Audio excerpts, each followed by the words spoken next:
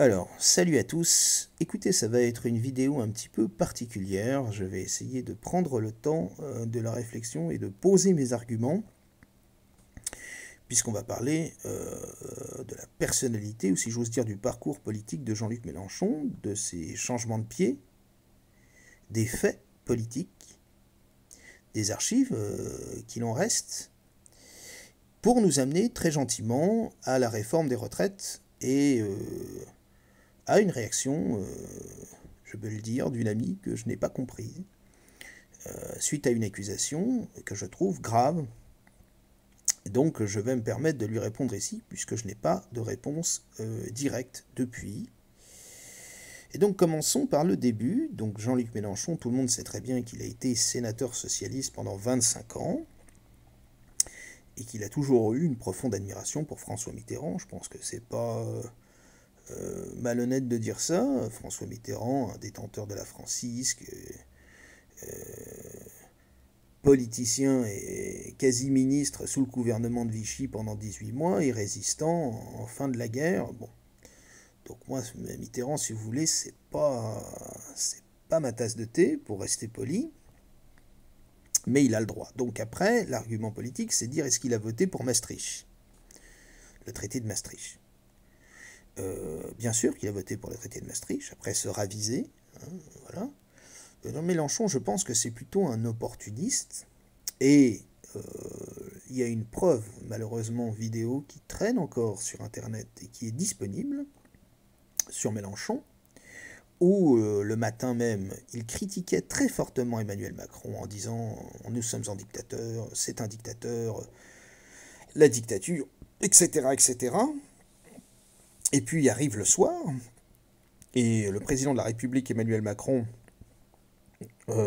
arrive à Marseille et commence à être reçu avec tous les honneurs dus à son rang, en disant « Mais bien sûr, vous savez, les gens disent n'importe quoi, ils exagèrent toujours, je n'ai jamais dit ça. » Et Emmanuel Macron, très heureux de voir la grande gueule Mélenchon se déballonner devant l'évidence, dit « Oh, bah, évidemment, j'ai jamais pensé que c'était vous, bien sûr. » Et on les voit sirotant un cocktail, tous les deux, comme si c'était des bons copains d'avant.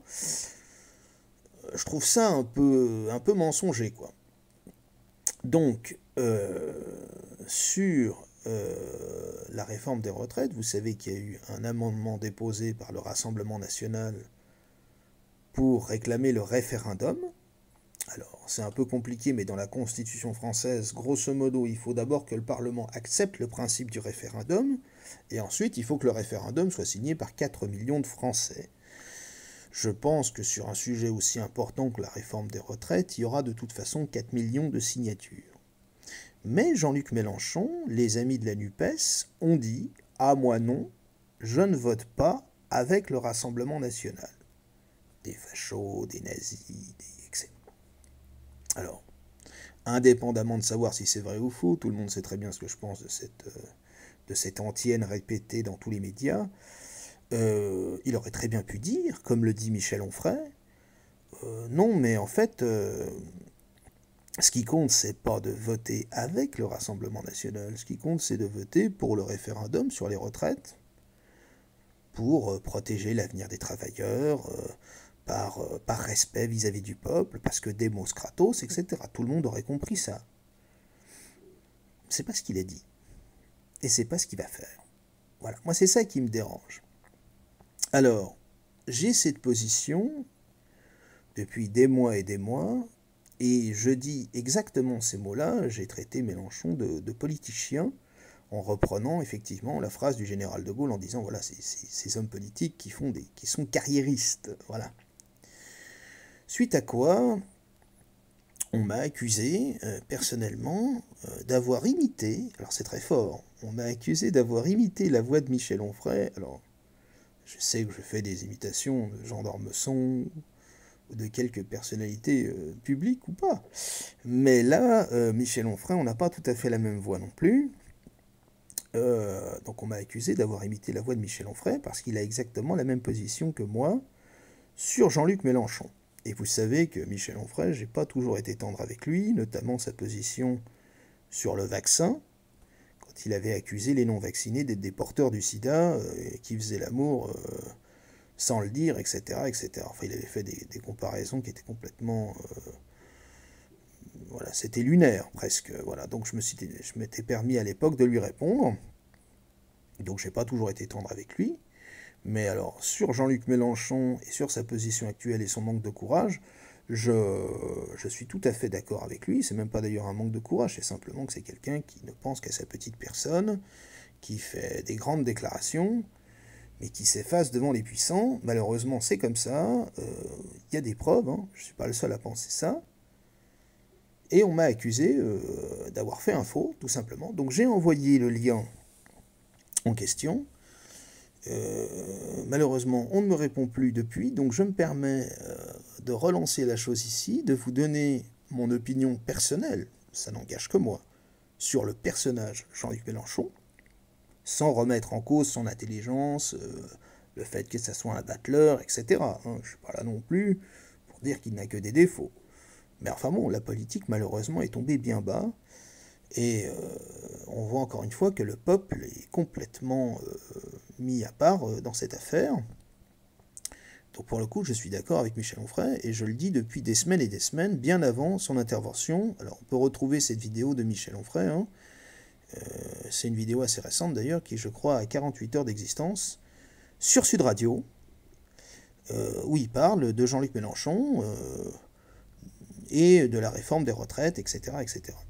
Sachant que moi, sur la réforme des retraites, j'ai une position, on va dire, intermédiaire. C'est-à-dire que je suis pour, moi, l'allongement des retraites, mais avec de bien meilleures conditions de salaire et de bien meilleures conditions de travail. Voilà. Quand je parle de bien meilleures conditions de salaire, c'est doubler, voire tripler le salaire. Et c'est possible. Voilà. C'est possible, c'est démontrable. Malheureusement, j'aurai pas le temps de vous le faire ici, parce que malheureusement, on fabrique une mentalité. C'est-à-dire que moi qui vis en Suisse, si on me dit demain, tu vas devoir travailler 50 plus, mais on va te diviser ton salaire par 2, voire 2,5, je vais lui dire dans tes rêves. Voilà, en gros. Bref, le but de cette vidéo, c'était de répondre sur Jean-Luc Mélenchon. Alors évidemment, toutes les informations que je vous donne sont sourcées. Je pense que ça ne sera pas la peine de vous mettre le lien du podcast de Sud Radio où il y a Michel Onfray qui s'exprime là-dessus. Vous pouvez vous-même le trouver très facilement. Et voilà, simplement ce genre d'accusation, en m'accusant d'avoir imité la voix de Michel Onfray, en disant en plus j'ai l'habitude de repérer ce genre de choses. Bon, bah là, malheureusement, c'est mal repéré, voilà. Donc, je ne lui en veux pas plus que ça, mais je tiens quand même publiquement ici à, je ne vais pas dire laver mon honneur, parce que c'est un peu gros, mais je tiens quand même publiquement ici à dire que, généralement, avant d'écrire ou de dire ou de parler d'un sujet, je me renseigne personnellement, puisque même s'il y a, on va dire, 2/3 des abonnés qui sont étrangers, il y a quelques amis français, suisses, belges et même italiens qui m'écoutent régulièrement, et j'ai quand même un devoir de respecter mes abonnés, et de respecter les gens qui pourraient m'écouter. Et donc je trouve que ces accusations sont graves, voilà, mais ça n'ira pas plus loin, simplement voilà, la réponse devait se faire. À bientôt les amis.